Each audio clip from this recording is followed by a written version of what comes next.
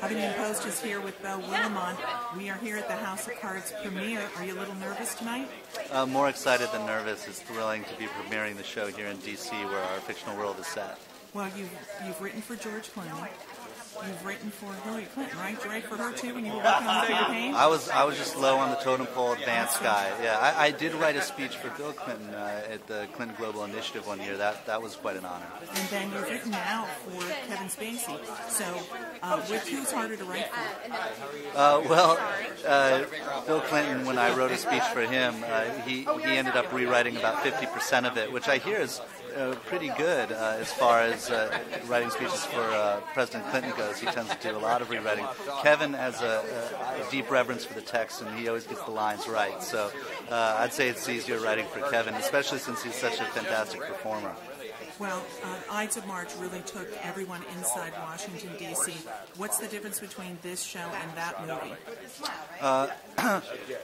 The difference, I think, between a television show and a movie in general is that there's things you can do in a television show over the course of 13 hours that you just simply can't accomplish in 2 hours. We have an ability to investigate these characters over the course of many months of their lives. We have dozens and dozens of characters who enter the show. We are able to... But are they good guys or bad guys? Well, in both cases, I guess you could, I'm not going to say whether they're good or bad. I leave that for the audience to decide. We certainly take, a darker look at the political world. But the political world is a dark place. And if you want to portray it accurately and authentically, you got to turn out the lights from time to time. So you're saying we're flawed?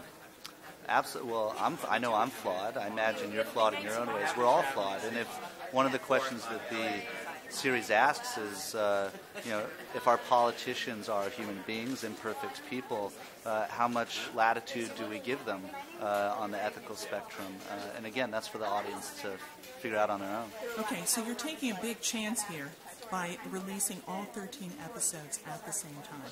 Now, as a writer who appreciates people sitting in the theater, sitting in a movie theater, sitting in Broadway, watching your work play out, all together in a room as an experience altogether, are you a little nervous about how this works? I mean, my neighbor could watch all 13 episodes. I've only seen one.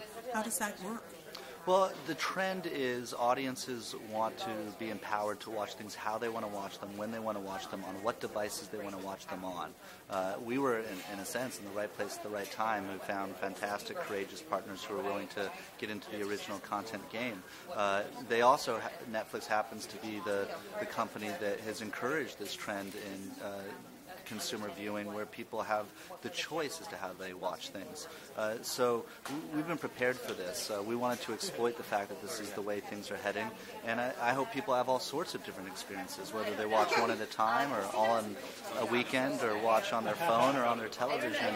I think it'll be satisfying in all those formats. So are you watching everything going on in Washington now, the fights between the Democrats and Republicans? I certainly keep my eye on Washington all the time because oftentimes life is stranger than fiction, so there's plenty to steal from. So this is not Law and Order, right? Absolutely not. I mean, Law and Order has a lot of fans. It's a great show, but this is a whole other can of worms. Well, you spent a lot of time in Baltimore shooting this show. In fact, you guys have already shot. Did you shoot 2 seasons? No, we're in the midst of writing season 2 right now. So I just started up the writer's room a couple weeks ago, and we'll go into production sometime this spring. And so being in a real American city, is that an inspiration? Absolutely. I mean, Baltimore was fantastic.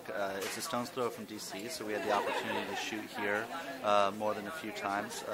But Maryland was good to us, Baltimore was good to us, and it had a plethora of locations that were perfect for us.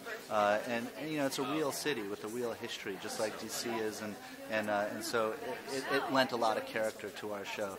One final question. Who's more inspirational for a writer, Democrats or Republicans?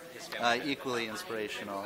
You can go to both sides of the aisle to find plenty of, a vast array of Machiavellian shenanigans. So we're definitely bipartisan in our approach to that. Thank you, Bob. Thank you.